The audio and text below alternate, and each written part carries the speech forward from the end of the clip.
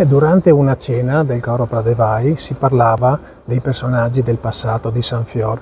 È uscita una frase sul "Ti ricordi della Pira di Totoi?". All'inizio non avevamo molte informazioni, per cui abbiamo recuperato dalle fonti, abbiamo trovato delle fonti che ci hanno raccontato quello che ricordavano di quando erano piccole. E quindi, tramite l'ispirazione data dalle parole, ho composto questo brano per il coro e abbiamo deciso di fare questa serata per donare alla memoria collettiva un fatto che altrimenti rischiava di essere dimenticato. Avete intenzione di proseguire musicalmente le ricerche su questa vicenda?